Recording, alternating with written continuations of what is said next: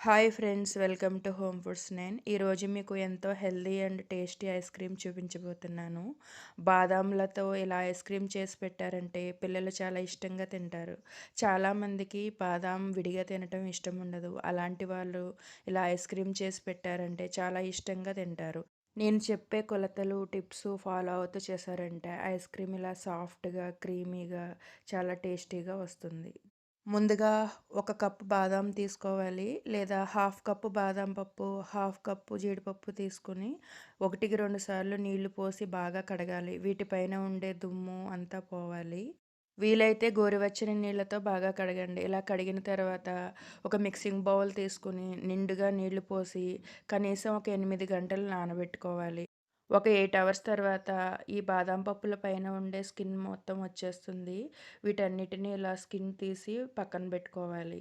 ఒక mixie jar తీసుకుని ఈ బాదం పప్పులన్నీ వేసుకొని, మీరు స్వీట్ ఎక్కువ ఇష్టపడేవారైతే ఒక కప్పు లేదా 1/3 కప్పు షుగర్ వేసుకొని, ఒక కప్పు పాలని కొద్ది కొద్దిగా వేసుకుంటూ మెత్తగా గ్రైండ్ చేసుకోవాలి.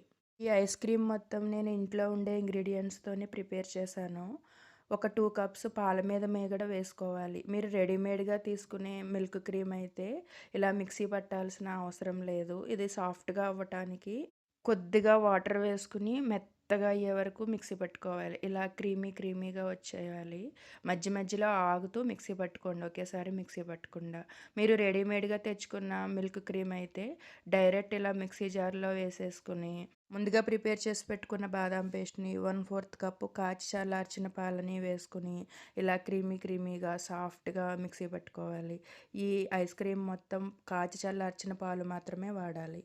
ఇప్పుడు దీంట్లో ఫ్లేవర్ కోసం ఒక టేబుల్ స్పూన్ వెనీలా ఎసెన్స్ వేసి మళ్ళీ ఇంకొకసారి మిక్సీ పట్టాలి. మీ దగ్గర వెనీలా ఎసెన్స్ లేకపోతే స్కిప్ చేసేయండి. లేకపోయినా కూడా టేస్ట్ బాగానే ఉంటుంది. ఒక ఎయిర్ టైట్ బాక్స్‌లో వేసుకొని ఒక 6 అవర్స్ దీన్ని డీప్ ఫ్రిడ్జర్‌లో ఉంచాలి. డీప్ ఫ్రిడ్జర్‌లో 6 అవర్స్ ఉంచిన తర్వాత దీన్ని ఒక 10 నిమిషాలు అలా వదిలేస్తే కొంచెం లూజ్ అవుతుంది. దీన్ని మళ్ళీ ఇంకొకసారి బ్లెండ్ చేసుకోవాలి. మీ దగ్గర ఎలక్ట్రికల్ బీటర్ ఉంటే ఎలక్ట్రికల్ బీటర్‌తో దీన్ని సాఫ్ట్‌గా చేసుకోండి. లేదంటే మిక్సీ జార్‌లో వేసుకొని మధ్య మధ్యలో ఆగుతూ ఇలా సాఫ్ట్ టెక్స్చర్ వచ్చే వరకు దీన్ని బ్లెండ్ చేసుకోవాలి. దీన్ని మళ్ళీ అదే బాక్స్‌లో వేసి 8-12 అవర్స్ డీప్ ఫ్రిడ్జర్‌లో ఉంచాలి. దీనిపైన గార్నిష్ కోసం బాదాం పప్పులు కానీ, పిస్తా పప్పులు గానీ, టూటీ ఫ్రూటీ గానీ వేసుకొని డీప్ ఫ్రిడ్జర్‌లో పెట్టేయండి. డీప్ ఫ్రిడ్జర్‌లోంచి తీసిన ఒక 5 మినిట్స్ తర్వాత సర్వ్ చేసుకోండి. చాలా టేస్టీగా ఉంటుంది ఈ ఐస్ క్రీమ్. ఇది చాలా హెల్తీగా ప్రిపేర్ చేశాము. వీలైనంత వరకు ఇంట్లో ఉండే ఇంగ్రీడియెంట్స్‌తోనే ప్రిపేర్ చేశాను. రెసిపీ నచ్చితే లైక్ చేయండి.